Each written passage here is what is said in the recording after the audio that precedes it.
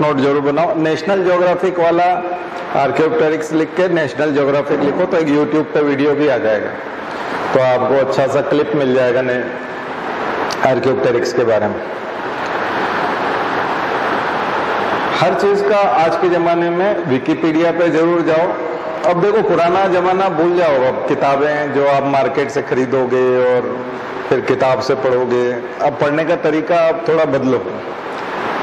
आपके पढ़ने के 5 सोर्स होने चाहिए। एक तो बुक हो गई आपकी, दूसरी करंट अफेयर्स की मैगजीन, 2 तीसरा न्यूज़पेपर, चौथा जो है आपका विकी पे विजुअल्स यानी कि यूट्यूब वगैरह, और 5वां हो जाएगा वेबसाइट्स, तरह तरह की वेबसाइट, उसमें विकिपीडिया भी आ जाएगा, इन्फोग्राफिक्स ऑल्सो। तो आप इमेजेस वाले में जाओ, गूगल में जब खोलते हो तो इमेजेस आता है ना, तो वो इमेजेस में जाओ और वो इमेजेस में सर्च करो तो आपको बहुत अच्छे अच्छे इन्फोग्राफिक्स शॉर्ट में डिजाइन करके अच्छे ग्राफिक डिजाइनर ने किसी ने बना के दिए होंगे। तमाम वेबसाइट जो डिफरेंट अलग अलग दुनिया भर की वेबसाइट्स ने जहां कहीं बनाए होते हैं वो एक जगह कलेक्शन दिखा देता है, और सबसे ज्यादा व्यूड, सबसे ज्यादा सर्च किया हुआ और सबसे अच्छी रेटिंग वाला वो सबसे ऊपर दिखाता है। तो सबसे बेस्ट ऑप्शन आपको सबसे ऊपर दिखेगा, वीडियो में भी और मटेरियल में भी और इमेजेस में भी। तो ये आपके पढ़ने का तरीका होना चाहिए।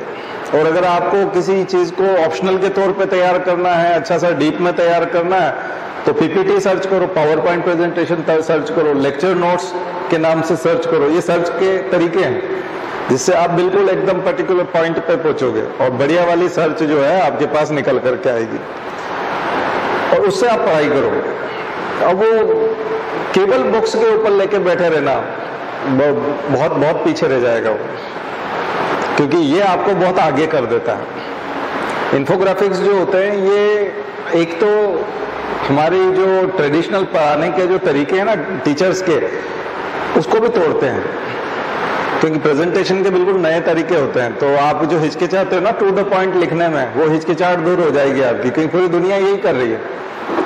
पूरी दुनिया इतने अच्छे से प्रेजेंट करके दिखा रही, तो आप अपने आप को पिछड़ा हुआ समझोगे कि हम तो, इसका मतलब है कि बहुत पिछड़े हुए हैं, कहाँ पैराग्राफ राइटिंग कर रहे हैं, लोग कैसा कर रहे हैं, है ना। हमारी हिचकिचाहट भी दूर हुई थी 99 में, 2000 में। तो 99 2000 तक हम लोग हिचकिचाते थे, बच्चों को एकदम ऐसा गाइड नहीं कर पाते थे कि आप ऐसा लिखो वैसा करो। हम खुद भी लगभग वैसे ही लिखते थे और बच्चे भी वैसे ही लिखते थे, तो अच्छा लगता था, हमारे जैसा ही लिख रहे हैं, हाँ।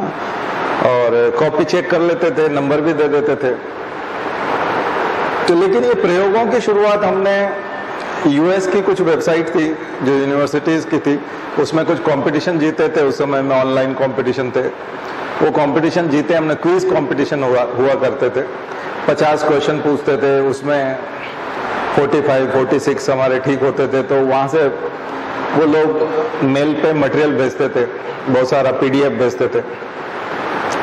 तो वो अच्छा लगता था हमको, उसकी जो तरीका होता था प्रेजेंटेशन का। तो ये यूएस तरीका है, यूएस का तरीका है, यूएस पैटर्न है। अभी भी आप देखोगे तो ब्रिटिश लोग जो है अभी उस पैटर्न को उतने अच्छे से फॉलो नहीं करते, लेकिन यहाँ पर आप डेनमार्क को देखोगे और यूरोप की कुछ और दूसरी यूनिवर्सिटीज को देखोगे तो उन्होंने उसको अडॉप्ट कर लिया। अभी भी ब्रिटेन में अगर आप कोई एग्जाम्पल देना चाहते हो, अगर आप पढ़ाई करा रहे हो, तो वो बांध के रखते हैं, बड़ा रिजिड प्लान होता है उनका। यानी कि आप सेकंड वर्ल्ड वॉर पढ़ा रहे हो तो आप सेकंड वर्ल्ड वॉर की बात करोगे, अभी के किसी वार का जिक्र नहीं करोगे। यानी वहां के टीचर अभी भी बहुत बंधे हुए हैं कई मामलों में। मतलब नया जो एक्सपेरिमेंट जो होना चाहिए पढ़ाने में भी वो नहीं। इंटरडिसिप्लिनरी घुसने में अभी भी ब्रिटिशर्स उतने नहीं है जितना अमेरिका है।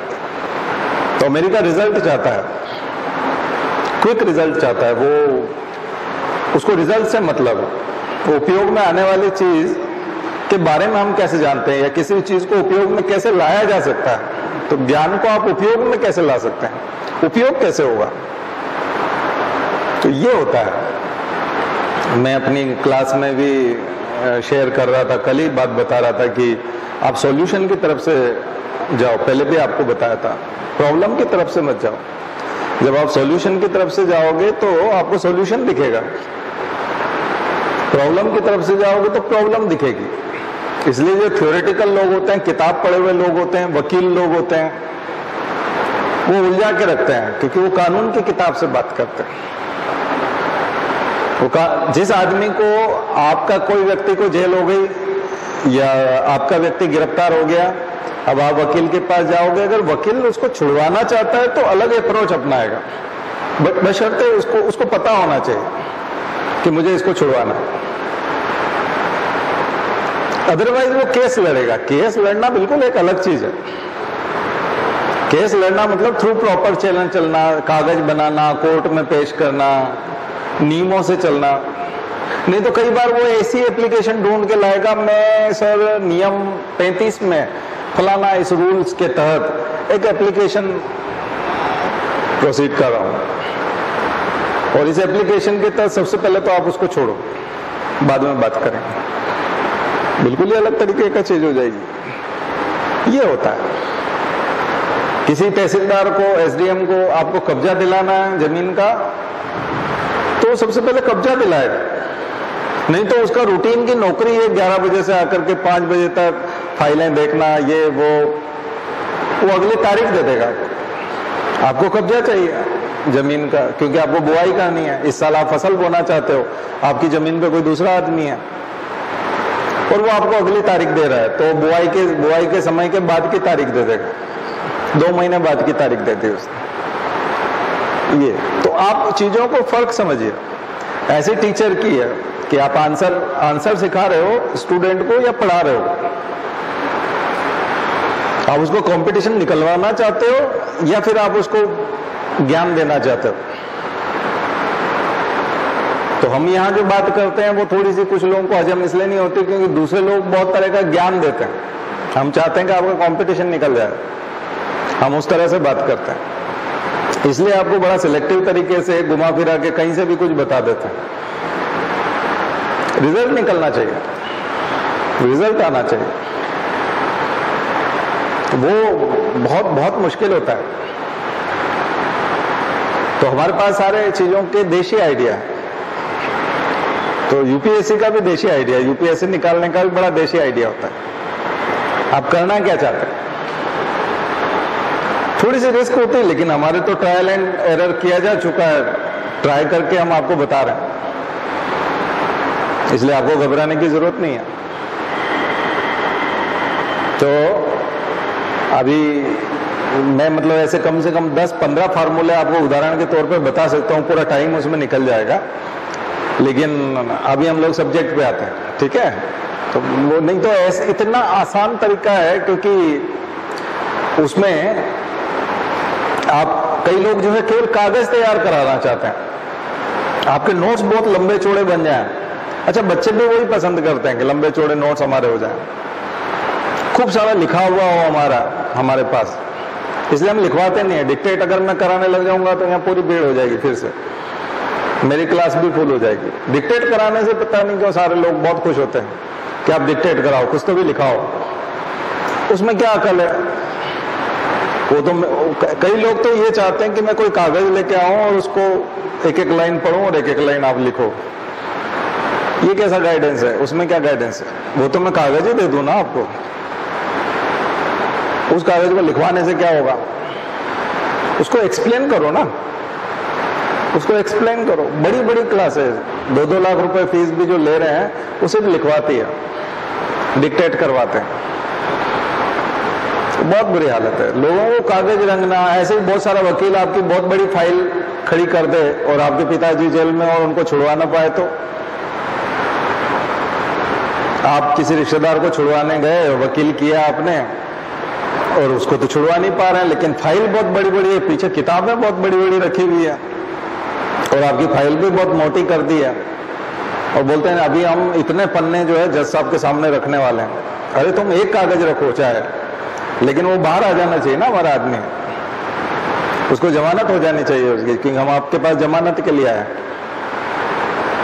मैं वही उदाहरण दे रहा था कि वो मुकुल रोहतगी जो है शाहरुख खान ने बुलाया और उसका लड़का बाहर आ गया, तो फिर मुंबई के वकील 4-5 दिन से क्या कर रहे थे?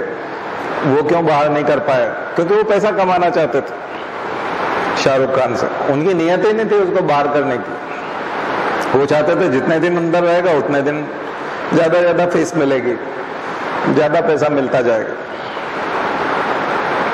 तो नियत होनी चाहिए। वो जैसे ही आया उसने आकर के कहा भाई अंदर कैसे, इसके पास से ड्रग्स मिला क्या, और इसने ड्रग्स खाया तो तुमने मेडिकल कराया क्या? अगर इसने ड्रग्स लिया तो इसके खून में वो ड्रग्स मिलना था, तो तुमने ब्लड टेस्ट कराया इसका? बोले नहीं, ब्लड टेस्ट तो नहीं कराया। तो फिर इसके पास से आपने कुछ बरामद किया? बोले नहीं, इसके पर ऐसा हो सकता है कि यूं हो सकता है। बोले ये तो कमाल की बात है। अगर आपको लगता है कि इसने ड्रग्स ये किया है, इसने कंज्यूम किया है, तो तुमको ब्लड टेस्ट कराना था ना, इसको लेबोरेटरी में ले गए थे क्या आप इसको? तो इसका परीक्षण क्यों नहीं किया तुमने? तो किस आधार पे आपने इसको अंदर किए हुए? बात ही खत्म हो गई। बोले डेड बॉडी तुम्हारे पास नहीं है, हथियार तुम्हारे पास नहीं है, कौन मरा ये तुम्हारे पास नहीं है, और मर्डर के जुर्म में किसी को अंदर किया हुआ क्यों कर रखा है? तो ऐसे हजारों केस पुलिस में मिल जाएंगे। हमारे यहाँ नीमच में अभी एक, वो मैंने पिछली बार शायद बताया भी था कि वो एक केस हुआ था, लड़की 1.5 साल से गायब थी, तो 4 लोगों को लड़की को गायब करने के लिए जेल में डाला हुआ था, और पुलिस जो है उसको सर्च ही नहीं कर रही, और 4 लोग जेल में 1 साल से।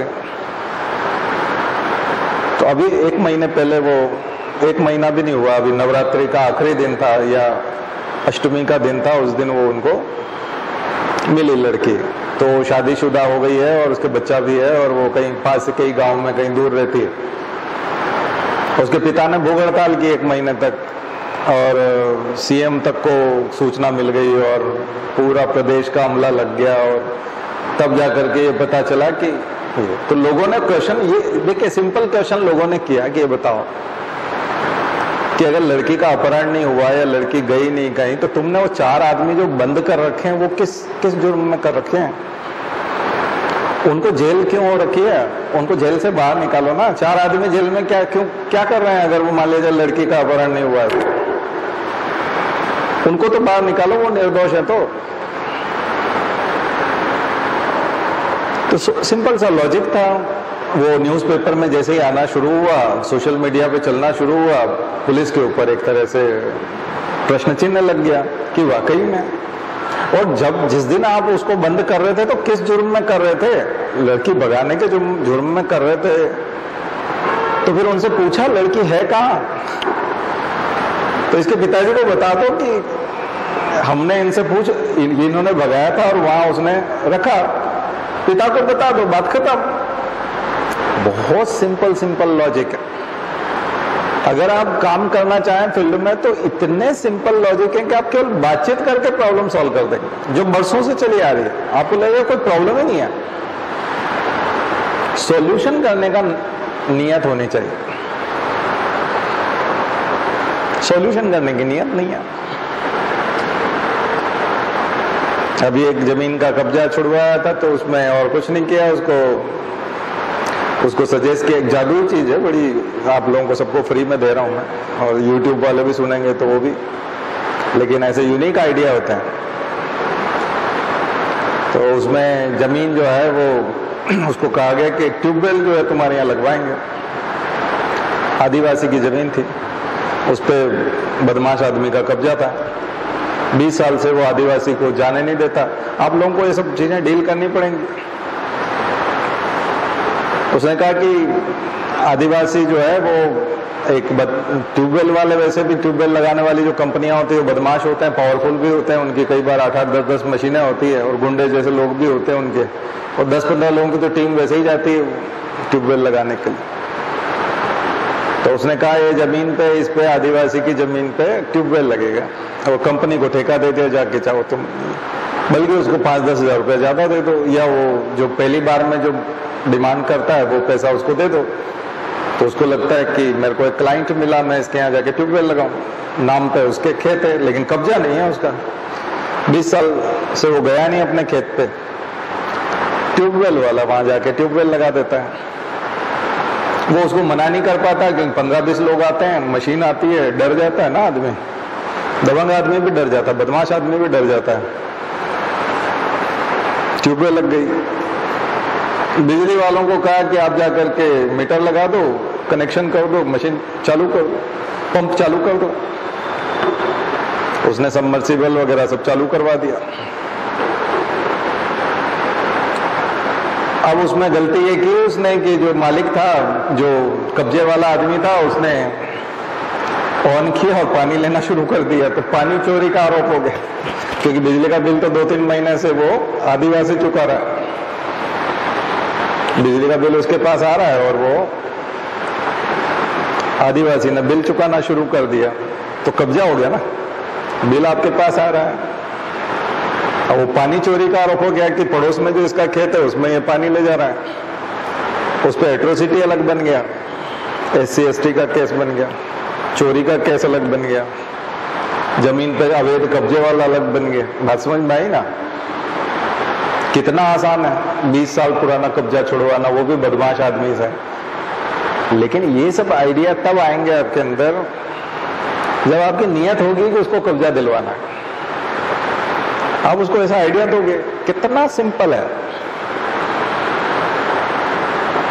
अब इसका बहुत ज्यादा यूज हो सकता है। मध्य प्रदेश में कम से कम 5 लाख अवैध कब्जे हैं, 5 लाख। और मेरे केवल इस आइडिया से 2 लाख कब्जे छुड़ाए जा सकते हैं कम से कम।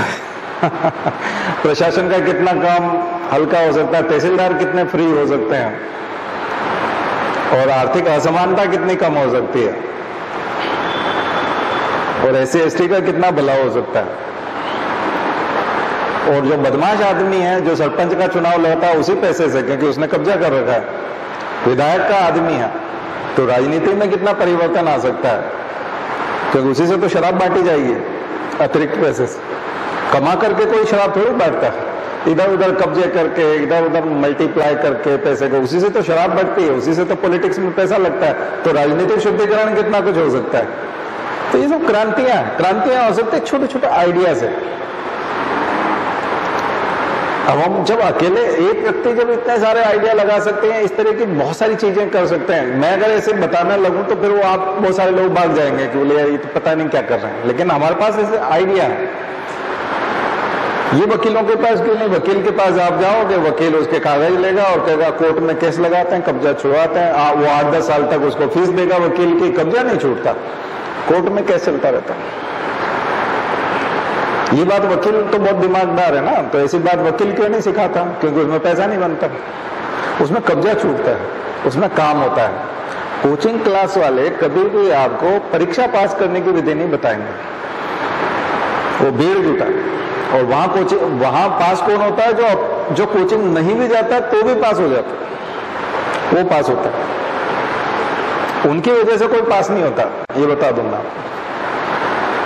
सिलेबस कंप्लीट करवाने से आपका एग्जाम नहीं निकलेगा।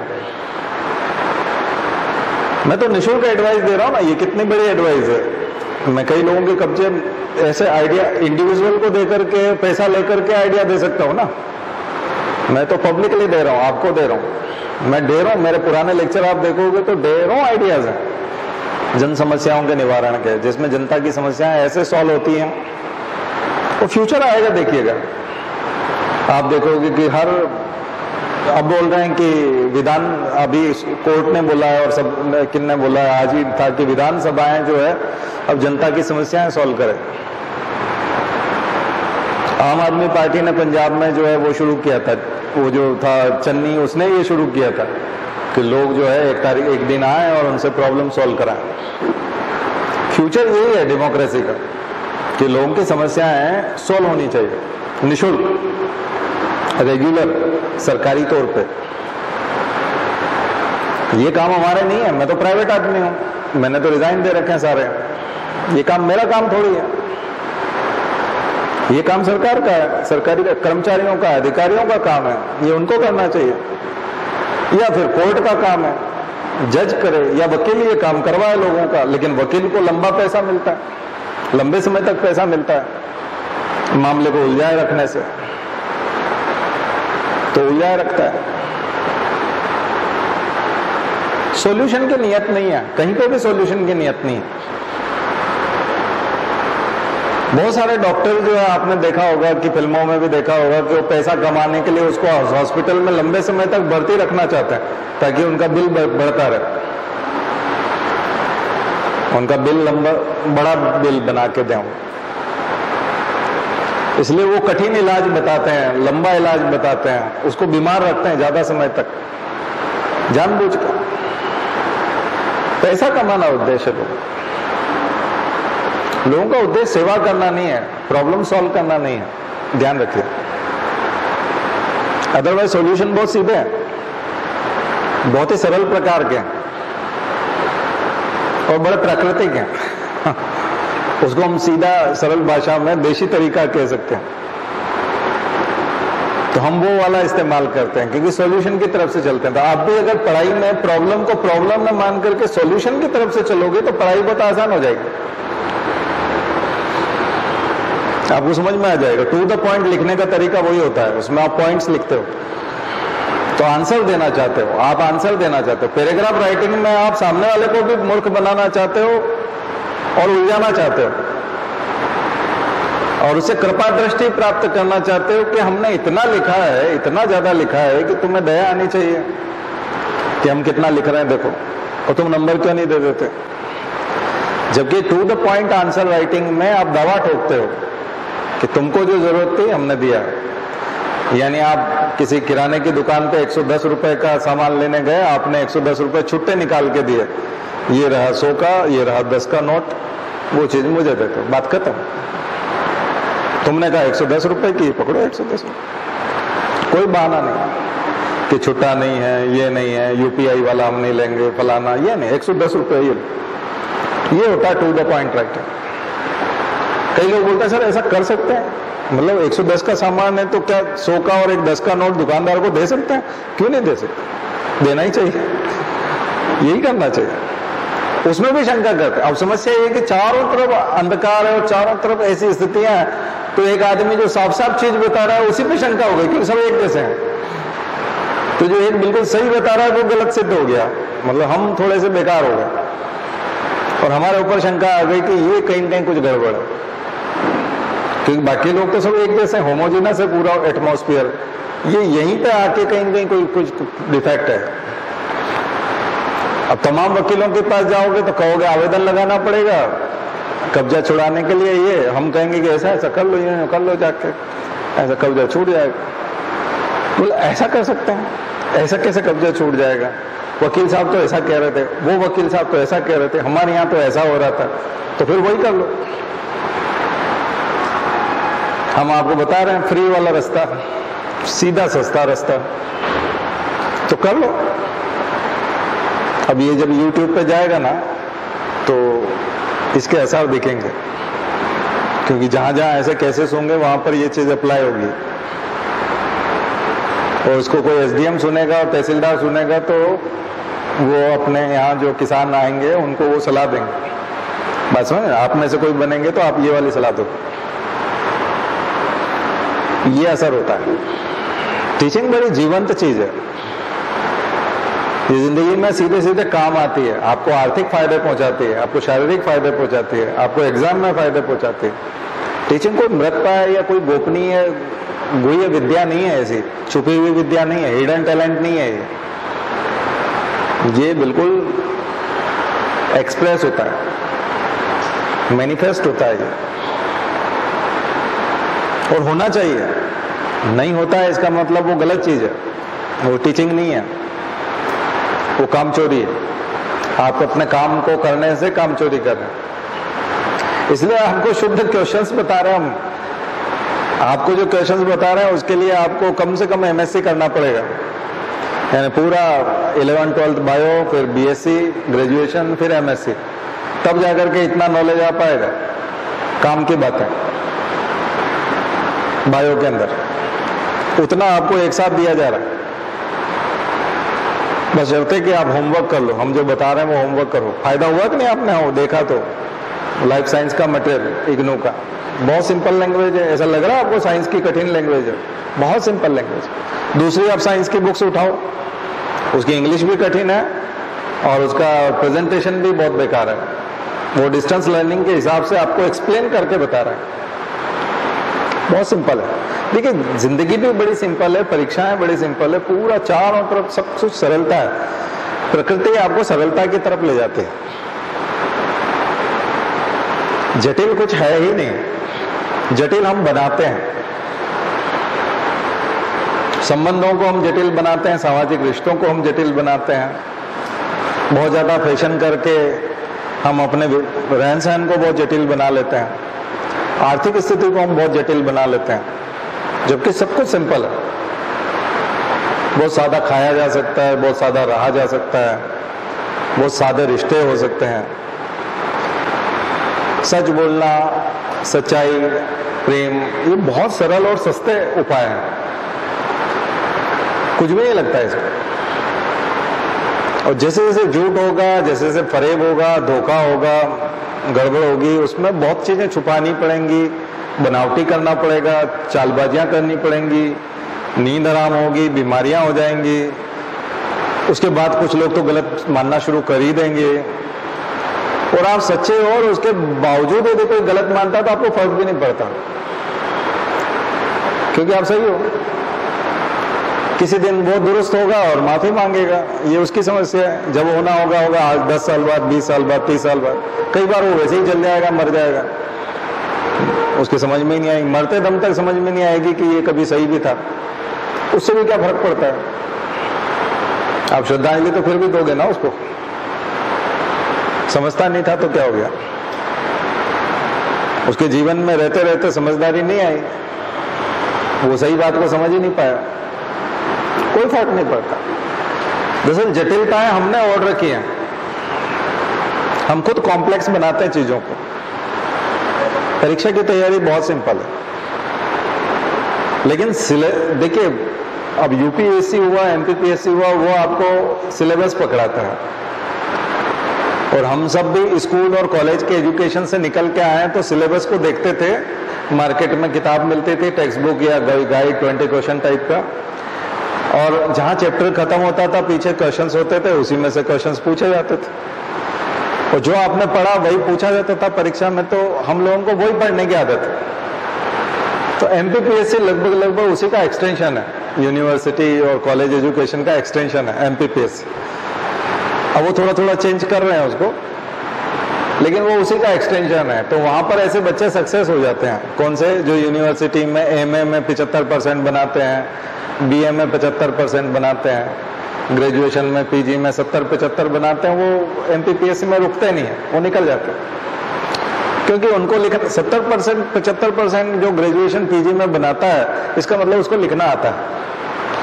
और यूनिवर्सिटी का ही प्रोफेसर है, ठीक वैसे ही प्रश्न होते हैं। अगर आप ग्रेजुएशन के क्वेश्चंस और एमपीपीएससी मेंस के क्वेश्चंस मिलाओगे तो लगभग एक जैसे प्रश्न होते हैं। तो बच्चा वहां सेलेक्ट हो जाता है, क्योंकि ठीक वैसी मेहनत वहां लगती है। यानी रट के जाना है और झोंका त्यों उतार के आना है। जितना ज्यादा झोंका त्यों होगा उतने ज्यादा मार्क्स होंगे। उसमें अपनी अकल लगानी नहीं है ज्यादा कुछ। लेकिन एमपीपीएससी ने अपना प्रीलिम्स बदल दिया यूपीएससी की कॉपी करने के चक्कर में। तो अब वो बहुत सारे लड़खड़ाने लगे। अब उनमें वो ट्रांजिशन में चल रहा है, अभी ट्रांजिशन पीरियड चल रहा है एमपीपीएससी का। वो बदलाव के दौर से गुजर रहा है। तो 2 साल से प्रीलिम्स में बदलाव कर रहा है, बहुत जल्दी वो मेंस में बदलाव करेगा। इंटरव्यू में तो अब कैसे लोग सेलेक्ट होते हैं, वहां पर कौन लोग इंटरव्यू लेने के लिए जाते हैं, उस पर डिपेंड करेगा। इंटरव्यू तो बल्कि और यूपीएससी का भी डाउन हो गया, क्योंकि वहां और एमपीपीएससी वाले ही जाने लगे। यहाँ जो जो रहते हैं वो सब वो वहां बनते हैं, तो वहां और डाउन कर दिया उन्होंने इंटरव्यू। तो वो पूरा लोकल हो गया। तो यूपीएससी का इंटरव्यू भी अब तो एमपीपीएससी जैसा हो गया।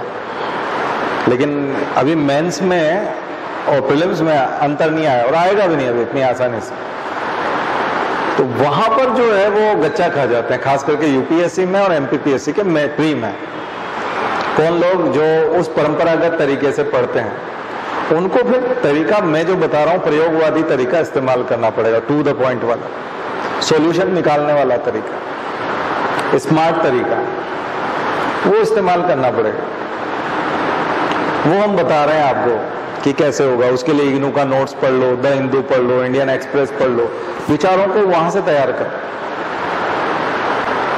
रूस यूक्रेन का युद्ध नहीं पढ़ना है, बल्कि आपको ये पढ़ना है कि विचारधाराओं का युद्ध होता है या रिसोर्सेज का युद्ध होता है। का बेस क्या होता है? इकोनॉमी। कई लोग सोच रहे हैं रशिया यूक्रेन का युद्ध इस तारीख को शुरू हुआ, इस तारीख को पहली बार आक्रमण हुआ था, जेलेंस्की के ये बयान आया था। ये सब फैक्ट्स रटने नहीं है, विचारधारा देखनी है, आइडियोलॉजी देखनी है। क्या इसके पीछे इकोनॉमी है, उसका जो ज्योग्राफिकल जो जियोपॉलिटिक्स है वो कैसा है, उसकी ज्योग्राफी कैसी है, लोकेशन कैसी है, जियो लोकेशन कैसी है उसकी। वो जो मैंने आपको बताया था कि पोर्ट का लफड़ा है कि कौन कौन से पोर्ट जो हैं वो रूस को किसी भी कीमत पे जरूरत है उसको। तो ये सब चीजें जो है बेसिक्स में जाना पड़ेगा और उस तरीके से सीखना पड़ेगा। ये है सॉल्यूशन का तरीका। तो आपके चैप्टर बदल जाएंगे, प्रीलिम्स बहुत आसान आ जाएगा, क्योंकि वो उसी के सवाल तो पूछता है। अब एमपीपीएससी में पहले किसी जमाने में कैसा पूछता था, अब तो उसने भी यूपीएससी पैटर्न पे शुरू कर दिया। अब मेंस भी हो जाएगा धीरे धीरे, हो गया, काफी हद तक हो गया। अभी कल से मेंस चालू हो रहा है। हमारे काफी बच्चे दे रहे हैं, 30-40 बच्चे जो है सब मिलके कल से मेंस दे रहे हैं। तो सबको हम लोग अलग अलग समय में जब गाइड करते हैं, तो अब वो पेपर जब आएगा तो उसकी प्रतिक्रिया आएंगी, कल बताएंगे आपको। कल का पेपर जब फर्स्ट पेपर हो जाएगा तो फिर बताएंगे आपको। जीएस फर्स्ट है शायद कल, ठीक है। पॉलिटी वो आ जाएगा, उसका फर्स्ट पार्ट तो हिस्ट्री है ना, हिस्ट्री कल्चर वाला जो रहता है वो वाला है, हिस्ट्री वाली हिस्ट्री। और सेकंड जो है उसका ज्योग्राफी है, पार्ट बी जो होता था। अभी भी वही है, कुछ सिलेबस थोड़ा बहुत इधर उधर हुआ है और स्पेसिफिक करने की कोशिश की। तो सिलेबस बिल्कुल अलग चीज है, ठीक है। यूपीएससी को भी आपको सिलेबस के हिसाब से पढ़ना जरूर है, लेकिन क्वेश्चंस तो नहीं आते ना कई बार। जैसे पिछली बार करंट अफेयर्स काफी हद तक उड़ा दिया या बहुत सारी चीजें उड़ा दी। किसी साल कोई प्रयोग कर देते हैं, किसी साल कोई प्रयोग कर देते हैं। आपको देखना है बदलावकारी पॉइंट्स, वैसे बिंदु जिन्होंने बदलाव किया, क्रांतिक परिवर्तन किया, जिन्होंने जबरदस्त बदलाव किया, जीवन पद्धति में बदलाव किया, दुनिया के इतिहास में बदलाव किया, भूगोल में परिवर्तन हो गए हैं, सिद्धांतों में बदलाव आ गया है, बड़ा बदलाव जो आया था। फिजिक्स में कब कब बदलाव आए, केमिस्ट्री में कब कब बदलाव आए, बायोलॉजी में कब कब बदलाव आए, मेडिकल साइंस में कब कब बदलाव आए। क्या ऐसी चीजें हुई कि सब कुछ बदल गया था? ऐसी हिस्ट्री छोड़नी नहीं है, वो पढ़नी। तो इंपॉर्टेंट पॉइंट्स अपने आप समझ में आ जाए। आप किसी को पता बताते हो तो क्या बताते हो? लैंडमार्क कैसे बताते हो? जहां से मुड़ना होता है वहां से बताते हो ना। जब तक मुड़ना नहीं है तब तक आप क्या कहते हो? स्ट्रेट चले जाओ। तो जहां जहां से मुड़ना होता है वहां का कुछ बताते हो कि आगे जाकर के आपको एक बड़ी सी बिल्डिंग मिलेगी और वहां आगे एक सर्कल बना है, वहां से आप राइट हो जाओ। तो ये जो सर्कल और बड़ी सी बिल्डिंग है ना, ये आपके यहाँ पे भी इंपॉर्टेंट क्वेश्चन है। आप जो कुछ भी पढ़ रहे हो उसमें इंपॉर्टेंट साफ साफ दिखता है। और हम लोग सिलेबस के हिसाब से तैयार करते हैं, तो इधर का मकान भी, इधर का मकान भी, ये भी तैयार करते हैं, वो भी तैयार करते हैं, ऐसे करते जाते हैं। और कई बार सर्कल के वहां वाला भूल जाते हैं और उसको भी ठीक उतना ही इंपॉर्टेंस देते हैं जितना एक एक मकान को दिया था। जबकि 1 किलोमीटर तक बिल्कुल सीधा जाना था, तो 1 किलोमीटर के अंदर जो 1000 इधर उधर के मकान आए और कई तरह के लैंडमार्क थे, उनको जबरदस्ती याद करते रहते हैं। उनको भी, कचरे को भी उतना ही इंपॉर्टेंस होता है। वो जो स्पेशल लैंडमार्क है जहां जाकर के बिल्कुल ही आपको अपनी डायरेक्शन बदलनी है, उसको भी उतना ही इंपॉर्टेंस देते हैं। ये कमी होती है तैयारी में, सेलेक्ट होने वाले लोगों में और बिना सेलेक्ट होने वाले दोनों में यही बड़ा अंतर होता है। वो देखता तो जाता है सब, लेकिन वो रटता नहीं इन चीजों को। बोलता अच्छा नॉर्मल है, अभी कुछ भी याद नहीं रखना है, मुझे याद रखना है इसको, क्योंकि यहां बदलाव आया। इसलिए से इंडिया सिंस इंडिपेंडेंस जब हम इकोनॉमी की बात करते हैं तो हरित क्रांति की बात करते हैं, औद्योगिकरण और फिर हरित क्रांति, बैंकों का नेशनलाइजेशन, ये बड़े पॉइंट है ना। तो आप देखना प्रश्न भी ये आता है कि बैंकों का राष्ट्रीयकरण कब हुआ था, कितने बैंकों का राष्ट्रीयकरण हुआ था, हरित क्रांति के जनक कौन थे। गिने चुने जब प्रश्न पूछना होता है तो यही आता है। बाद में मोदी ने योजना आयोग के बजाय नीति आयोग नाम कर दिया, तो ये क्वेश्चन आ जाएगा कि नीति आयोग की स्थापना कब हुई थी, या नीति आयोग का फुल फॉर्म क्या था, या उसके पहले उपाध्यक्ष कौन थे। कल बदल गए, फिर पुराने वाले ने, उन्होंने, राजीव कुमार ने, उन्होंने इस्तीफा दे दिया। फिर तो यही तो है टर्निंग पॉइंट, कब कौन बदल गया, कब किसकी नियुक्ति हो गई, कहाँ क्या हो गया, एकदम से आप देखो एकदम पकड़ में आ जाएगा। तो ऐसा इतिहास तो बहुत छोटा सा है, ऐसे तो पढ़ाई बहुत कम हो जाती है, बहुत ही सिलेक्टिव एरियाज हो जाते हैं, तो कितना आसान हो जाता है। तो मैं आपको लंबा चौड़ा बायोलॉजी पढ़ाऊं, उसके बजाय मैं टर्निंग पॉइंट बता दूं। एक एक एनिमल को आपको नहीं पूछा जाएगा, क्योंकि वो तो एमएससी वालों को पूछते हैं, वो तो बीएससी वालों को पूछते हैं। फिर आपको क्या पूछते हैं, आपको वो पूछते हैं जो वो पूरे पेपर में 100 नंबर का पेपर बनाता है तो 10 ऑब्जेक्टिव पूछता है, और बाकी 90 नंबर वो डिस्क्रिप्टिव के बनाता है। तो वो एमएससी वाले को जो 10 ऑब्जेक्टिव पूछता है, या ग्रेजुएशन वाले को जो 10 ऑब्जेक्टिव पूछता है, सोच समझ के पूछता है, वो मैं आपको बता रहा हूं एक तरह से, क्योंकि वही आपसे पूछेगा, क्योंकि वो बहुत इंपॉर्टेंट प्रश्न होते हैं, उसका ऑब्जेक्टिव बनता है। ऐसा सब सब्जेक्ट का निकालना है, एक एक सब्जेक्ट का निकालना है। तो ये सिलेक्शन होने के लिए पढ़ाई है, ये जो पढ़ाई है ये सिलेक्शन होने के लिए। तो ये कौन बताएगा, ये वाली चीजें कौन बताएगा, ये कौन से आप मार्केट से नोट्स खरीद लोगे कि वो हाईलाइट करके देगा। विशेषज्ञ होगा वो कर लेगा, नहीं कई बार वो पूरा पूरा सब्जेक्ट लिख देता है। इसको हाईलाइट, यदि आपने हमारा हिस्ट्री का नोट्स देखा हो, आप में से देखा है किसी ने हमारा हिस्ट्री का नोट्स, है ना, एक भी क्वेश्चन उससे बाहर नहीं होता, बशर्ते आप ढूंढो, पिछले साल के सारे क्वेश्चन आपको मिल जाएंगे उसमें, बशर्ते आप उसको अच्छे से देखो। और जितने भी क्वेश्चंस हुए हैं उनको आप देखोगे तो हमारे नोट्स में हमने उनको बोल्ड लेटर्स में अलग से चमका रखा है, अलग से बता रखा। क्योंकि पिछली बार वो पूछा था बैथून वाला, तो महिला शिक्षा वाला, तो ईश्वरचंद विद्यासागर की मूर्ति टूटी थी, और बंगाल में चुनाव भी थे, और ईश्वरचंद विद्यासागर जो थे वो मुद्दा थे, चुनाव का मुद्दा थे, और बंगाल में चुनाव हुए थे। तो हमने तो नोट्स 15 साल पहले बनाए थे, लेकिन वो ऑल टाइम फेवरेट क्वेश्चन है ना, तो हमेशा के लिए, कि वो विधवा विवाह के समर्थक थे, वो कन्या शिक्षा के लिए, महिला शिक्षा के लिए थे, लेकिन उसको हाईलाइट किया हुआ है ऐसा। तो जिस भी प्रश्न को आप देखोगे, उस प्रश्न को उस नोट्स में जाकर के देखोगे तो बोल्ड लेटर में अलग से चमक रहा है। इसलिए इकोनॉमिक्स के लिए मैं आपको सजेस्ट करता हूं प्रतियोगिता दर्पण का अतिरिक्त अंक, हमेशा बोलता हूं कि भारतीय अर्थव्यवस्था का अतिरिक्त अंक, एक्स्ट्रा इशू, इंग्लिश में एक्स्ट्रा इशू के नाम से होता है, अतिरिक्त अंक हिंदी में बोलते हैं हम लोग, तो वो खरीद लो, और उसमें जो बॉक्सेस है वो पढ़ लो, और बोल्ड लेटर पढ़ लो, तो भी काम हो जाता है। मुश्किल से 4 घंटे का काम है, या 1 दिन का काम है, इकोनॉमी कंप्लीट हो जाती है। पूरे इकोनॉमी की कोई क्लास करोगे, न जाने कितने नोट्स पढ़ोगे, बड़ी बड़ी किताबें पढ़ोगे, उसके बराबर काम करता है वो, 1 दिन का काम, सिंगल डे। साथ साथ आप चाहो तो बॉक्सेस, आप इकोनॉमिक सर्वे के बॉक्सेस यूज कर सकते हो, और बजट के इंपॉर्टेंट हाइलाइट्स, बस काम खत्म। इतने भर में काम हो जाता है। 20 क्वेश्चन, यूपीएससी के 20 क्वेश्चन। मैं हर साल बताता हूं, बच्चे करते नहीं है, हर साल बताता हूं, और जो करते हैं वो सिलेक्ट हो जाते हैं। बहुत कम बच्चे फॉलो करते हैं। बहुत सरल रास्ता, देखो बहुत ज्यादा सरल रास्ता होता है तो उसको फिर वो कोई करते नहीं, वो सोचते हैं इतना सरल है फिर कभी भी कर लेंगे, और इसको करने की क्या जरूरत है।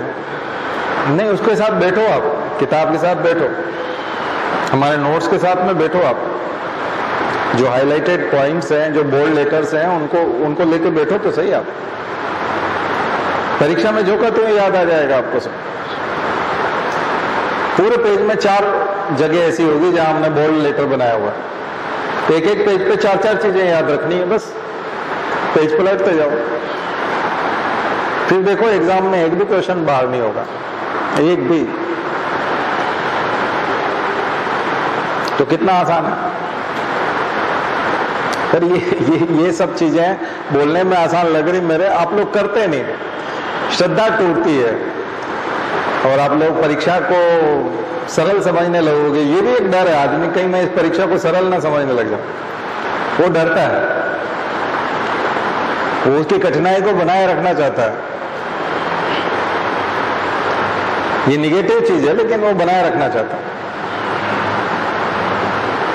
सरलता से भी डरता है। खैर मुझे लगता है कि बहुत सारे बच्चों ने बात मानी है, बहुत लोगों ने सिलेक्शन लिया है, तो आप लोग भी लोगे और आपने भी यहाँ जो ज्वाइन किया है तो सोच समझ के ही किया होगा। ऑलरेडी आप लोग YouTube पे वीडियो देख चुके होंगे, आपने नाम भी सुना होगा, आपने हो सकता है कि हमारे बारे में जानने की कोशिश की हो कहीं से, और आपको पता है कि ये ठीक से बता रहे हैं, इसीलिए तो मैं आपके ऊपर कोई आरोप नहीं लग रहा कि आप बात नहीं मानोगे। आप मान रहे हो शायद, और एक आध साल में आप लोग बन भी जाओगे। लेकिन नए बच्चों के लिए, खास करके जो नए बच्चे सुनते हैं, उनके लिए बहुत अच्छी चीज होगी, वो भटकेंगे नहीं। तो अभी तक का लेक्चर आपको समझ में आया? चलिए तो फिर इंपॉर्टेंट पॉइंट्स के ऊपर चलते हैं। प्रकृति में जबरदस्त बदलाव जो आया वो आर्कियोप्टेरिक्स के माध्यम से आया। यहाँ आप फ्लाइट एडाप्टेशन सुन लीजिए। उड़ने की प्रक्रिया जो मनुष्य के कौतूहल के हिसाब से भी बड़ी महत्वपूर्ण है। मनुष्य में एक स्वाभाविक चीज होती है, पक्षियों को जब वो उड़ते हुए देखता है तो उसकी इच्छा होती है मैं भी उड़ूं, क्योंकि ऊपर से जो एरियल व्यू देखने को मिलता है ना, बर्ड्स आई व्यू कहें या एरियल व्यू, हवा में से ऊंचाई पे जाकर के जब आप ड्रोन का कोई पिक्चर देखते हैं कि ड्रोन ने फोटो खींचा है, तो बड़ा अच्छा लगता है। क्योंकि हम पृथ्वी के सापेक्ष जब यहाँ से बैठ करके जब खड़े होकर के पृथ्वी को देखते हैं और ऊपर से पृथ्वी को देखते हैं, आप हेलीकॉप्टर से पृथ्वी को देखो, यहाँ नीचे भोपाल को देखो, तो बड़ा अलग लगता है। आप पहचानने की कोशिश करते हैं लैंडमार्क को, उनको कि ये वो जगह है, ये वो जगह है, ये बड़ा तालाब है, ये दिख रहा है, वो दिख रहा है। तो ये जो प्रवृत्ति होती है मनुष्य की, ये बहुत प्राचीन समय से कि हम सब भी उड़े। इसलिए पक्षियों का विज्ञान, पक्षियों का अध्ययन, एरोडायनेमिक्स, ये बहुत प्राचीन काल से। लेकिन राइट ब्रदर्स ने हवाई जहाज बना दिया तो किस आधार पे बनाया? पक्षियों को देख के बनाया। तो इसलिए आपको हवाई जहाज जो है पक्षी जैसा दिखाई पड़ता है, एक पक्षी की आकृति दिखती है, उसके भी पंख इसी तरह से दिखते हैं, और उसमें आप देखते हो कि आगे से तीखा होता है, स्ट्रीमलाइन बॉडी होती है हवा को काटने के लिए। अगर कोई कहता है कि राइट ब्रदर्स और ये बाकी सब लोग भी जो बड़ी कंपनियां हैं जो हवाई जहाज बनाती हैं, वो कहते हैं हम पे तो कॉपी करने का आरोप लगेगा, आपने तो बर्ड्स को कॉपी कर लिया, तो हम तो आगे से बिल्कुल चपटा रखेंगे हवाई जहाज को। तो फिर नहीं उड़ा पाता, कोई आरोप नहीं लगा रहा। प्रकृति पहले ही हवाई जहाज बना चुकी है और सारे सिद्धांत दे चुकी है। तो केवल पक्षियों को आप समझ लो कि वो ड्रैग कैसे करते हैं, अपने आप को अपलिफ्ट कैसे करते हैं, कैसे दो तरह का फोर्स लगता है, एक तो जमीन से ऊंचा उठाने वाला फोर्स और फिर हवा में आगे की ओर गति देने वाला force. Pectoralis minor and pectoralis major, दो प्रकार की मसल्स, फ्लाइट मसल्स। तो फ्लाइट मसल्स, उड़ने वाली पेशियां, उड़ाने वाली पेशियां, दो मसल्स जो उनके अंदर डेवलप हुई। पक्षियों ने एक होशियारी की कि आगे के जो पैर थे उनको गायब करके पंख बना दिया, आगे के पैरों को पंख में रूपांतरित कर दिया। तो four limbs modified into wings. तो फोर लिम्स जो है वो मॉडिफाई हो गए विंग्स में। तो पक्षियों की शुरुआत बड़ी इंपॉर्टेंट है। जो मैं आपको टर्निंग पॉइंट बता रहा हूँ, वैसे जीवन की शुरुआत हुई और तमाम प्रकार के एनिमल्स बने, उनमें पक्षी, बर्ड्स बहुत इंपॉर्टेंट। क्यों इंपॉर्टेंट है? कारण समझ में आ जाएगा। क्योंकि वहां से उड़ान की शुरुआत हुई है, फ्लाइट की, ओरिजिन ऑफ फ्लाइट। और फ्लाइट की शुरुआत होना मनुष्य के लिए न केवल कौतूहल है बल्कि अध्ययन का भी विषय है। एरोडायनामिक्स में और उसमें पूरा इंजीनियरिंग होता है। इंजीनियरिंग का पूरा जो है एक सेक्टर है ये पूरा, जहां से फिर आपको एयरफोर्स के पायलट, तमाम लड़ाकू विमान चलाने वाले लोग और सब मिलते हैं। नासा में जाने वाले लोग भी वहीं से मिलते हैं। कल्पना चावला भी वहीं से थी, चंडीगढ़ से ही कोर्स किया था उन्होंने। तो इंजीनियरिंग कॉलेजेस में बकायदा ये एक अलग सेक्टर है, पूरा शिक्षा का क्षेत्र है और बड़ा अद्भुत है। और बच्चों में खास करके एयरफोर्स में जाने की और उनकी जो है बड़ी क्यूरियोसिटी होती है, और करियर के तौर पे चुनते हैं लोग, चैलेंजिंग करियर, जिनको जिंदगी में चैलेंज पसंद है, ऐसे बच्चे, साहसी बच्चे उसमें जाते हैं। ठीक है, तो स्ट्रीमलाइन बॉडी, फ्लाइट एडाप्टेशन क्या हुआ, स्ट्रीमलाइन बॉडी, और पीछे टेल जैसा होता है पक्षियों में, तो उसमें भी रखा है उसने। एरोडायनामिक्स के सिद्धांत पे पक्षी उड़ते हैं, ये यूं कहें कि पक्षी जो उड़ते हैं उसको फिर हमने एरोडायनामिक्स का सिद्धांत बनाया, वायु गति की, वायु में गति कैसे की जाए। और एक और चीज होती है कि आप हवाई जहाज में कभी यात्रा करेंगे तो आपसे वो कहता है कि आपका सामान कम वजन वाला होना चाहिए, कम से कम सामान आप ले जा पाओगे साथ। तो वजन कम करना, तो हल्का होगा तो हवा में उड़ना आसान होगा। तो पक्षियों में वजन कम करने की कोशिश की गई है। तो आर्कियोप्टेरिक्स में दांत थे, लेकिन बाकी जो मॉडर्न बर्ड्स हैं उनमें दांत गायब कर दिए गए, टीथ एब्सेंट, उसी को बीक कहते हैं, चोंच। ऑर्गन्स भी, 2 ओवरी की जरूरत नहीं है, 2 ओवरी के बजाय 1 ओवरी से काम चलाया जा सकता है। जो भी डबल ऑर्गन है हमारी बॉडी में, 2-2 होते हैं, उन सबको उन्होंने कोशिश की कि इसको सिंगल कर दें, वजन कम हो जाए। जो लैंड पे एनिमल रहते हैं, मैमल्स होते हैं, उनमें जो है यूरेटर होता है, मूत्राशय होता है, जहाँ यूरिन को इकट्ठा करके रखा जाता है। पक्षियों में उन्होंने कहा नहीं, आपको यूरिन इकट्ठा करने की जरूरत नहीं, तो यूरेटर हटा दिया, यूरिन बनेगा पास हो जाएगा, एक्सक्रीटा बनेगा पास हो जाएगा, वजन नहीं लगाना। बच्चे देने वाले बन सकते थे, लेकिन उन्होंने कहा नहीं, बच्चों को यूट्रस में लेके घूमना बड़ा रिस्की होता है, वजन भी बढ़ जाएगा, नहीं आप अंडे दे दो। अंडे दे दिए और अंडे को घोंसले में छोड़ करके आप उड़ गए। तो सब कुछ उन्होंने बदल के रख दिया। और जो अब रेप्टाइल, तो ये ओरिजिन कहां से हुआ, रेप्टाइल्स, रेप्टाइल से बर्ड बने थे। तो 3 प्रकार के परिवर्तन आप जाकर के देख लीजिएगा, 3 प्रकार के चेंजेस देखने को मिलेंगे। फर्स्ट, मार्फोलॉजिकल एडाप्टेशंस, आकारिकी अनुकूलन। 3 प्रकार के फ्लाइट एडाप्टेशन से, फर्स्ट है मार्फोलॉजिकल एडाप्टेशंस, आकारिकी दृष्टि से क्या क्या बाहर से जो दिख रहे हैं वो परिवर्तन क्या क्या है, एनाटॉमिकल एडाप्टेशंस, आंतरिक रूपांतरण, पक्षियों का आंतरिक रूपांतरण क्या क्या हुआ, और third, physiological adaptations, physiological adaptations, उसके मेटाबॉलिज्म में और फिजियोलॉजी में क्या क्या परिवर्तन हुए। ये बड़े चेंजेस हैं, ये तीनों जाकर के आप देखोगे तो कभी भी परीक्षा में, खास करके मेंस में, ये सवाल आ सकता है कि आप फ्लाइट एडाप्टेशंस को लिखिए बर्ड्स में, describe flight adaptation in birds. पक्षियों में वायवीय अनुकूलन का वर्णन कीजिए। ठीक है, तो ये वर्णन हो जाएगा। और ये क्रांतिकारी चीज है, इसलिए आपको पढ़ाई है। अभी हम बहुत ज्यादा डिटेल नहीं बता रहे हैं। और सबसे बड़ी चीज है, बोन्स का वजन बहुत ज्यादा होता है तो उनकी बोन्स होलो बनाती। एनाटॉमिकल में क्या चीज लिखेंगे, बोन्स न्यूमेटिक होती है, होलो बोन्स, हवा भरी होती है बोन्स के बीच में, है ना। तो जो लोग मुर्गी खाते हैं वो लोग जानते होंगे, मुर्गी की बोन्स बड़ी हल्की होती है,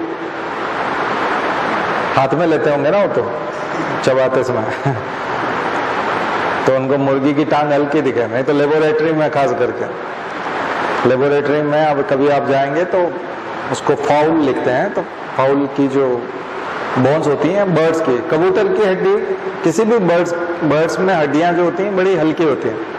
हमारी हड्डियां ठोस होती है, अंदर से फुल होती है, लेकिन बर्ड्स की हड्डियां हवा भरी होती है, न्यूमेटिक बोन्स, न्यूमेटिक बोन्स। तो ये बहुत बड़ा परिवर्तन है। तो प्रकृति एडाप्टेशन सिखाती है, अनुकूलन सिखाती है, जीवित रहने के लिए अनुकूलन देती है। वो चाहती है कि ये सरवाइव करे। इसी को बोलते हैं नेचुरल सिलेक्शन। जो बदल पाते हैं वो सरवाइव कर जाते हैं, जो नहीं बदल पाते हैं वो नष्ट हो जाते हैं। इसलिए व्यक्ति को, धर्म को, समाज को बदलते रहना चाहिए, युग के अनुकूल बदलते रहना चाहिए, साइंस के अनुकूल बदलते रहना चाहिए। अगर धर्म को लंबे समय तक बने रहना है, समाज को लंबे समय तक बने रहना है, तो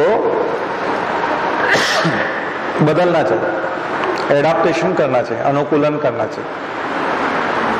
जो नहीं बदल पाते वो नष्ट हो जाते हैं, सीमित रह जाते। धारणीता, बदलने वाली धारणीता, धारण करने योग्य रहना चाहिए। धर्म को हमेशा धारण करने योग्य रहना चाहिए।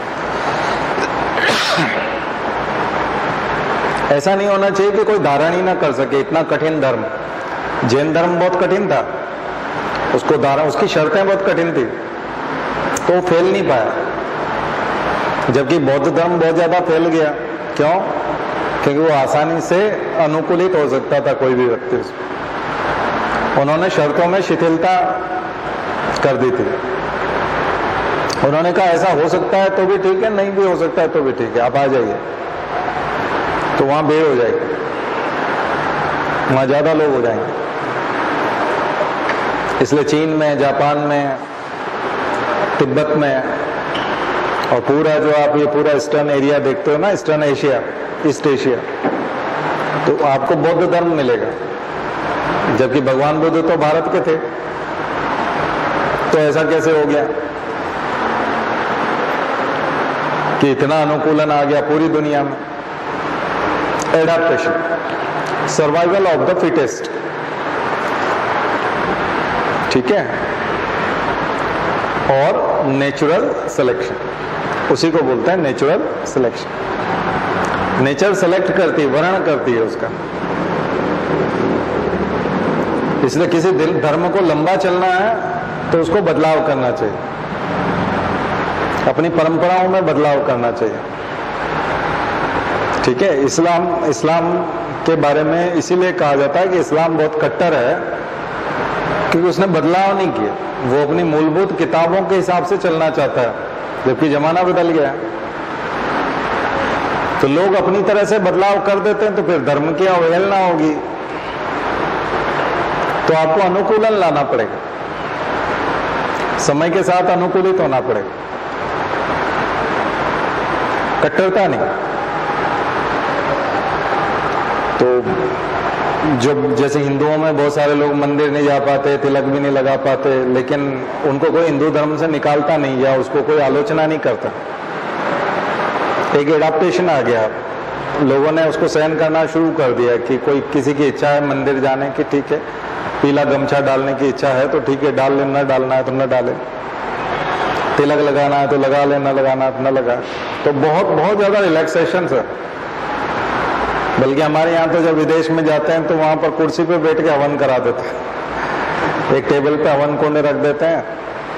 और अभी यहाँ जितनी छोटी जगह पे जाओगे, गायत्री मंदिर, आप किसी गांव के गायत्री मंदिर में चले जाओगे और अगर आप पेंट पहन के यज्ञशाला में चले गए तो वो आपको बड़ा क्रिमिनल घोषित कर देगा। मतलब ऐसा लगेगा कि आपने बहुत बड़ा क्राइम किया। तो जैसे जैसे आप बदलाव की ओर जाओगे, बड़े शहर में आओगे, उससे बड़े शहर में आओगे और फिर एकदम विदेश में चले जाओगे, तो ऐसा लगेगा कि नहीं, कुर्सी टेबल पे बैठ के भी हवन किया जा सकता है, उसके लिए नीचे बैठना जरूरी नहीं है।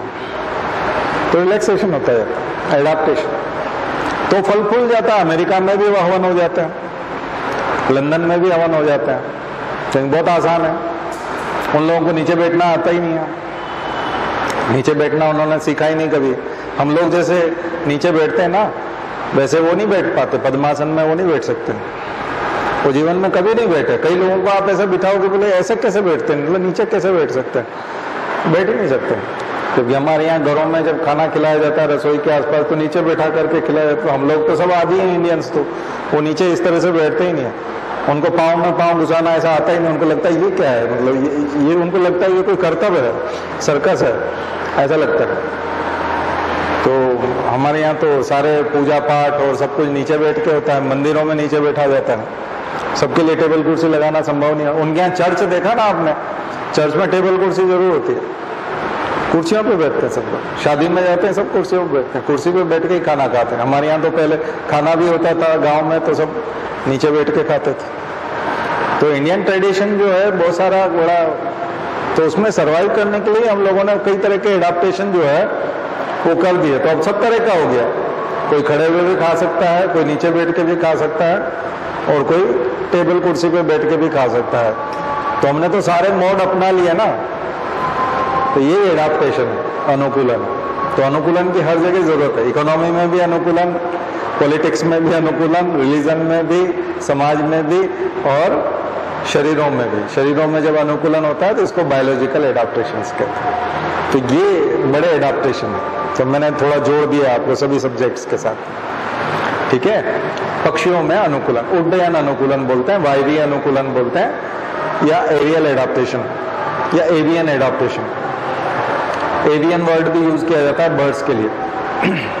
स्टडी ऑफ बर्ड्स क्या कहलाती है?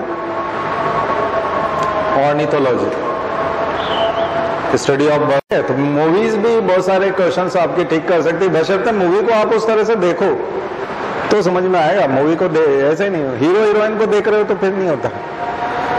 मूवी को ऐसे देखो, हम तो देख ही नहीं पाते मूवी बहुत सारी, तो इसलिए नहीं देख पाते क्योंकि कमियां बहुत दिखती है, कमियां बहुत दिखती है। बायो को बहुत कुछ जानते हैं तो गलतियां बहुत दिखती है, पक्षी गलत बताए हुए होते हैं या गलत जगह पर गलत एनिमल बता रखा है, या हीरो हीरोइन जो नाम ही गलत लेते हैं, उसका नाम कुछ होता है वो कुछ दूसरा प्रोनाउंस करते हैं, फिर लगता है पागल है, क्या है मतलब इसको सिखाया नहीं। डायरेक्टर की अकल लगता है कि ये इस जगह पे ये होना चाहिए था, उस जगह पे वो होना था।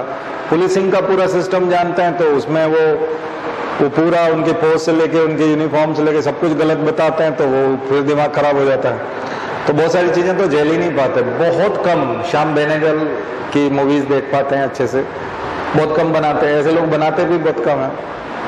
या फिर हॉलीवुड में बहुत ज्यादा ध्यान रखा जाता है इन सब बारीक चीजों का, नॉलेज के हिसाब से मूवी बनती है। साउथ वाले कुछ लोग करते हैं तो कोशिश करते हैं कि वो चीजें हैं तो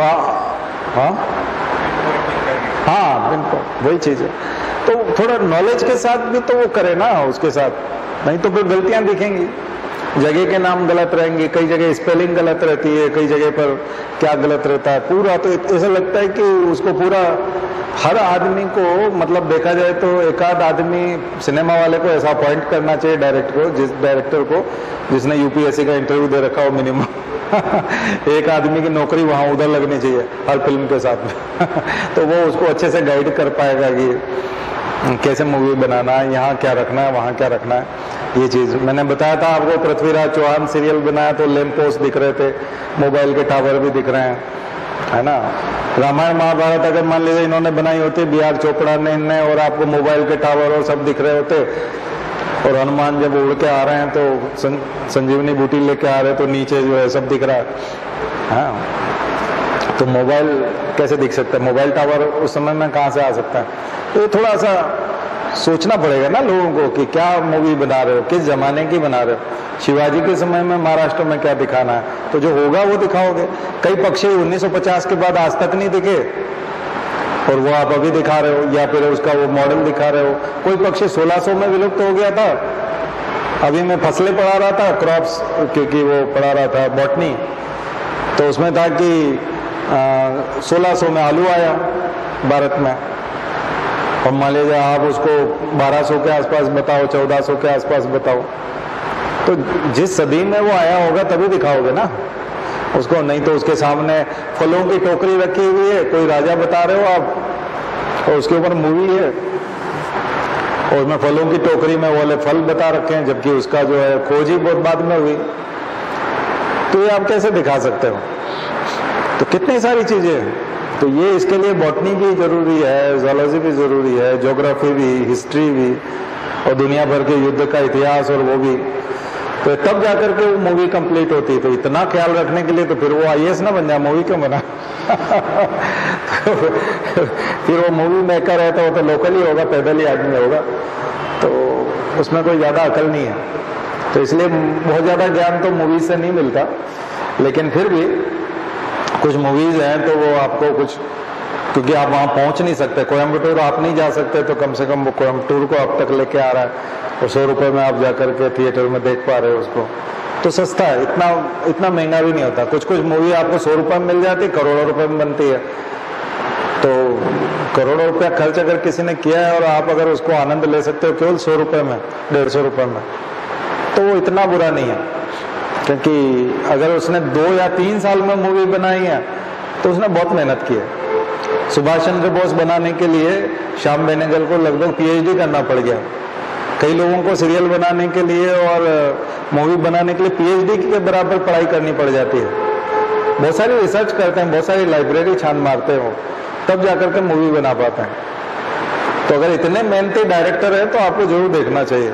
सुभाष चंद्र बोस अनफॉरगेटेबल या फॉरगेटेबल हीरो, क्या है, फॉरगेटन हीरो, हाँ, फॉरगेटन हीरो के नाम से, हाँ, वो जरूर डाउनलोड करो, मिल रहा है ना उस पर, यूट्यूब पे, हाँ, यूट्यूब पे, हाँ हाँ, तो वो जरूर आप मूवी देखो।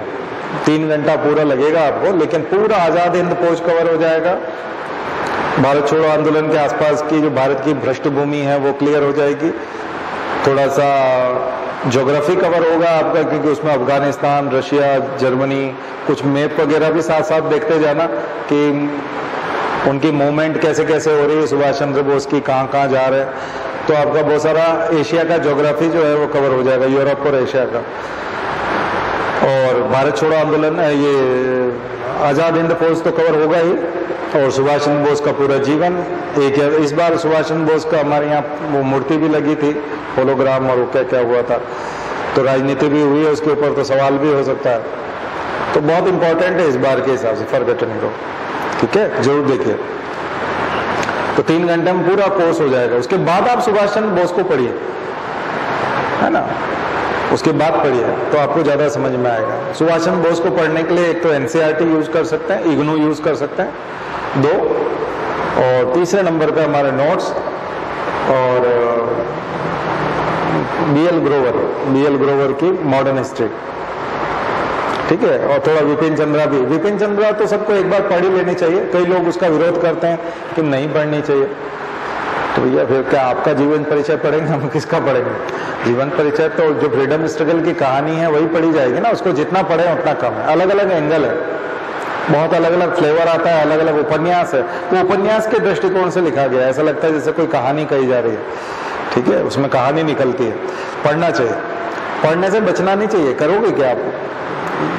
कई चीजें प्रीलिम्स में काम नहीं आती, मेंस में आती है, इंटरव्यू में नहीं, इंटरव्यू में आती है, तो वो आपका हिस्सा बनती है, व्यक्तित्व का हिस्सा बनती है, तो पढ़ना चाहिए। चलिए, मैंने आपको रेटाइटी का होमवर्क दिया था, फ्लाइटलेस बर्ड्स।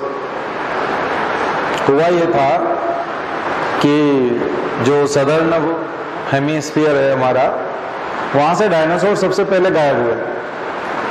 तो डायनासोर बने भी और गायब भी जल्दी हो गए, देर से आए थे और गायब जल्दी हो गए। तो वहां के पक्षियों ने उड़ने की तैयारी तो कर ली थी, लेकिन फिर फ्लाइट कैंसिल कर दी, क्योंकि जिनकी वजह से उड़ना शुरू हुआ था वो खुद ही गायब हो गए, कारण ही गायब हो गया।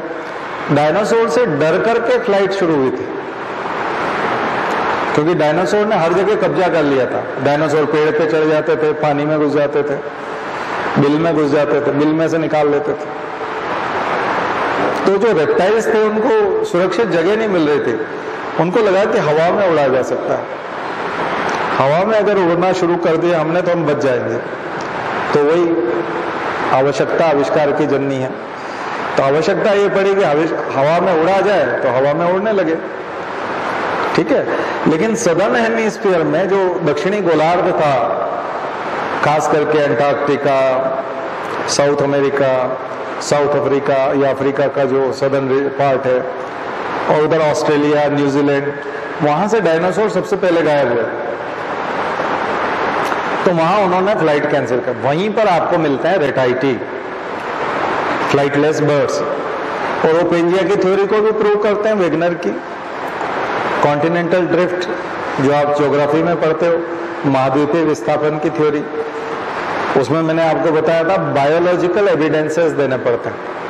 और बायोलॉजिकल एविडेंसेस के लिए मैंने 3 लंग फिशेस बताई थी आपको। सेकेंड एविडेंस है रेटाइटी, साउथ अमेरिका में रिया, RHEA, रिया अमेरिकाना। अफ्रीका में, केनिया में, तंजानिया में, यहाँ पे आपको मिलेंगे ऑस्ट्रिच, शुतुरमुर्ग जिनको कहते हैं हम लोग, ऑस्ट्रिच।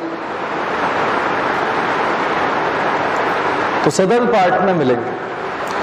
ऑस्ट्रेलिया में एमूज, EMU, एमूज। अब तो एमूज पूरे दुनिया में कल्चर किए जाते हैं। मध्य प्रदेश में एमू कल्चर खूब होता है, एमू फार्म। तो जो पोल्ट्री वाले हैं वो एमूज को खूब रखते हैं आजकल, ठीक है। तो पोल्ट्री फार्मिंग के साथ एमू कल्चर भी खूब होता है। तो एमूज, कैसोवरीज, ये ऑस्ट्रेलिया में है, एमूज एंड कैसोवरीज। जाकर के देखिए, सबके इमेजेस, वीडियो देखिए जाकर के कि कैसे दिखते हैं ये। And kiwi in New Zealand, kiwi and penguins in Antarctica, penguins in Antarctica. तो ये सारे जो बर्ड्स हैं ये फ्लाइटलेस बर्ड्स, रेटाइटी, RATI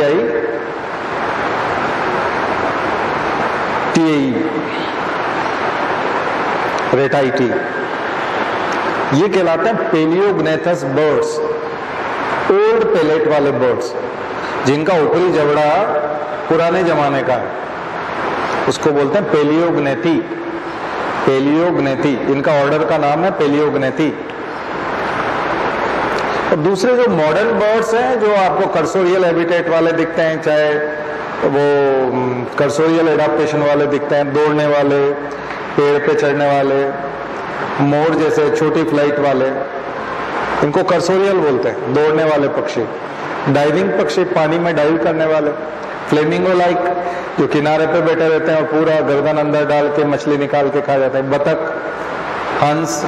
तो ये वाटर जो स्विमिंग बर्ड्स हैं, स्विम करते रहते हैं ना, तो स्विम करते रहते हैं, वाटर ड्वेलर्स होते हैं, या फिर डाइविंग बर्ड्स, पानी में डाइव करने वाले, ऊपर से आते हैं, डाइव करते हैं और मछली पकड़ के फिर उड़ जाते हैं। शिकारी पक्षी, शिकार करने वाले। और लंबी फ्लाइट वाले माइग्रेटरी बर्ड्स जो हजारों किलोमीटर उड़ के जाते हैं। तो ये जितने भी बर्ड्स आपको दूसरे मिलते हैं, हमिंग बर्ड का क्वेश्चन बहुत कॉम्पिटिशन्स में पूछा जाता है, दोनों तरफ उड़ सकता है, पीछे भी उड़ सकता है, सीधा भी उड़ सकता है। तो ये जो बर्ड्स हैं ये मॉडर्न बर्ड्स कहलाते हैं, नियोग्नेथी, नए जबड़े वाले, नए प्रकार का जबड़ा होता है। ऐसे बर्ड्स का जबड़ा नए प्रकार का जबड़ा होता है, नियोग्नेथी, नए जबड़े वाले, बिल्कुल उनका जबड़ा जो पैलेट है, ऊपरी वाला जबड़ा है, वो बिल्कुल नए प्रकार का। और ये एडाप्टेशन है, तरह तरह के एडाप्टेशन। जब इस प्रकार के बहुत सारे एडाप्टेशन होते हैं, हवा में भी, पेड़ पे भी, पानी में भी, दौड़ने वाला भी, इसको बोलते हैं adaptive radiations. Adaptive radiation, radiations नहीं, एडाप्टिव रेडिएशन, अनुकूली विकिरण, अनुकूली विकिरण, एडाप्टिव रेडिएशन। कभी ऐसा सवाल आ जाए कि परीक्षा में आपसे पूछे कि पक्षियों का एडाप्टिव रेडिएशन लिखिए, तो घबराने की जरूरत नहीं है। आप कहेंगे कुछ फ्लाइटलेस है जो उड़ती नहीं है, किसी में फ्लाइट की क्षमता है लेकिन उसके बावजूद नहीं उड़ते, जैसे मोर है, फ्लाइट की क्षमता होते हुए भी नहीं उड़ता, वो पैदल चलना ही मजबूर, वो बिल्कुल ही उसके संकट आ जाता है तब फ्लाइट लेता है, अदरवाइज वो दौड़ के ही भागता है। ठीक है, तो फ्लाइटलेस बर्ड्स, फ्लाइट वाले बर्ड्स, तो उनमें फिर आप कहेंगे ये डाइविंग है, ये कर्सोरियल है, ये ऐसे है, ये पेड़ पे चढ़ते हैं, ये वहाँ चले जाते हैं, पानी में है, ये हवा में बहुत देर तक रहते हैं, लंबी फ्लाइट लेते हैं, ऐसे। ठीक है, तो ये जो आप इतने तरीके का बताएंगे, यही एडाप्टिव रेडिएशन है। किसी भी ग्रुप का एडाप्टिव रेडिएशन का मतलब यही होता है। Adaptive radiation in primates, adaptive radiation in mammals, adaptive radiation in reptiles, adaptive radiation in birds. तो कभी भी सवाल बन सकता है। ठीक है, उसके बाद जो बर्ड्स का क्वेश्चन आता है एक होता है पर्चिंग मैकेनिज्म। रात भर पक्षी बैठे कैसे रहते हैं, गिरते क्यों नहीं? तारों पे बैठे रहते हैं, आपने देखा, टहनी पे बैठे रहते हैं, पेड़ पे। वो तो तकिया और बिस्तर लगा के सोते नहीं ना, वो तो ऐसे लेटते नहीं हमारी तरह के, ऐसे पूरा लेट जाते हैं, वो तो बैठे रहते हैं। तो उनके पंजों में, टेंडन्स में क्या होता है, पर्चिंग मैकेनिज्म होता है, जकड़ लेता है उनका, और वो खुलता नहीं, मजबूत जोड़ होता है, उसको बोलते हैं पर्चिंग मैकेनिज्म। तो एक शॉर्ट नोट पर्चिंग मैकेनिज्म पे जरूर लिखिए, शॉर्ट नोट लिखिए पर्चिंग मैकेनिज्म। एक शॉर्ट नोट लिखिए क्रॉप मिल्क। क्रॉप मिल्क बहुत इंटरेस्टिंग क्वेश्चन है। क्रॉप मिल्क का, कबूतर में एक पाउच होता है जिसमें वो क्रॉप मिल्क बनाता है, क्रॉप बोलते हैं उसको। उसमें दानों को चुग करके उसका एक पेस्ट बना लेता है अपने बच्चों के लिए, और इमरजेंसी के लिए वो उसमें क्रॉप में जमा करके रखता है। तो जब वो बच्चों के पास पड़ता है तो क्रॉप को निकाल करके उसमें से पाउच को खाली कर देता है। तो उसमें मेमोरी ग्लैंड तो नहीं होती कबूतर में, लेकिन वो क्रॉप मिल्क होता है, तो उससे वो उनका पोषण करता है बच्चों का। तो ये बहुत इंपॉर्टेंट प्रश्न है, क्रॉप मिल्क। फिर नीडोलॉजी, नेस्ट बिल्डिंग हैबिट। बहुत पक्षियों में बहुत इंपॉर्टेंट कला होती है घोंसला बनाने की। बहुत सुंदर घोंसला बनाते हैं पक्षी। बया का मेल बनाता है, ज्यादातर घोंसले मेल बनाते हैं, और अच्छा घोंसला देख करके फीमेल फिर उससे शादी करती है। तो ये कंपटीशन होता है। कोर्टशिप बिहेवियर भी होता है, ठीक है। सगाई से शादी के बीच में जो चेटिंग होती है ना, वो तो सगाई हो गई, उसके बाद शादी होने के बीच में जो मेल मुलाकात होती है, पहचान जो होती है, कोर्टशिप उसको कहते हैं हम लोग, कोर्टशिप। पक्षियों में कोर्टशिप बिहेवियर होता है, यानी कि परमानेंट मेटिंग करने से पहले वो मिलते हैं, पहचान करते हैं, और इसी दौरान घोंसला बनाने की कला भी आपको दिखानी पड़ती है पूरी। अगर उसमें फेल हो गए तो फिर गए काम से। तो बया के जो मेल हैं वो तरह तरह के घोंसले बनाते हैं। बहुत सुंदर घोंसला जो होता है, अभी बीच में एक सोशल मीडिया पे वीडियो में देख रहा था, उसमें सांप घुस नहीं पा रहा था बया के घोंसले में, तो वो बड़ी दिक्कत आ रही थी उसको। तो वो वाकई में इस तरह से बनाता है कि वो अंडे जो है वो सुरक्षित रहे, और वो अंडे देने के बाद उड़ भी जाती है। उसका पूरा पेरेंटल केयर उसी को करना होता है, मेल को ही, ठीक है। उसको खाना ला के खिलाना, उसके बाद पूरा ये सब काम उसी को करना। क्रॉप मिल्क भी मेल में, तो वैसे एनिमल वर्ल्ड में ये सब है, ठीक है ना। पक्षियों में खास करके घोंसले अच्छे तरीके से बनाए जाते हैं। और इम्पोर्टेंट चीज है बर्ड्स में, ये बहुत कॉमन क्वेश्चन है जो परीक्षा में पूछे जाते हैं। पेरेंटल केयर, नेस्ट बिल्डिंग, नीडोलॉजी, उसकी पूरी ब्रांच है नीडोलॉजी, स्टडी ऑफ नेस्ट, घोंसले का विज्ञान, घोंसले का अध्ययन।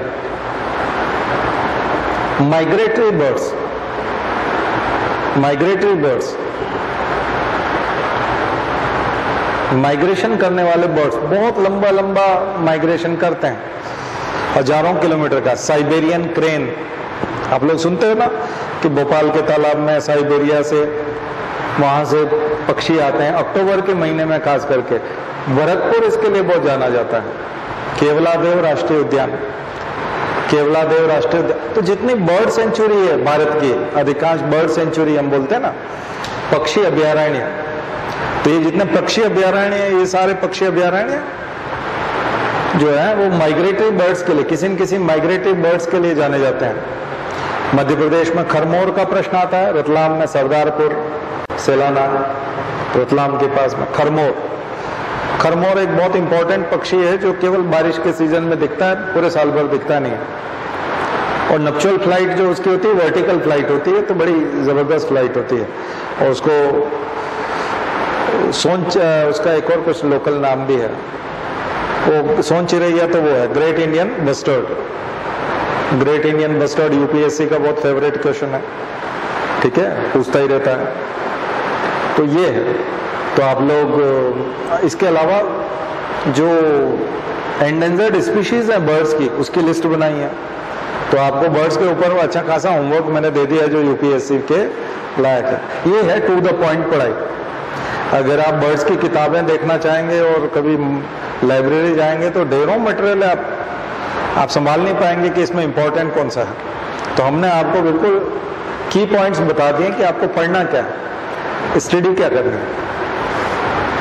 ठीक है, तो बताने को और भी बहुत कुछ है, लेकिन यहाँ पर हम आज इसको क्लोज करते हैं। ठीक है ना, कल करेंगे, मेमल्स वाला कल करेंगे।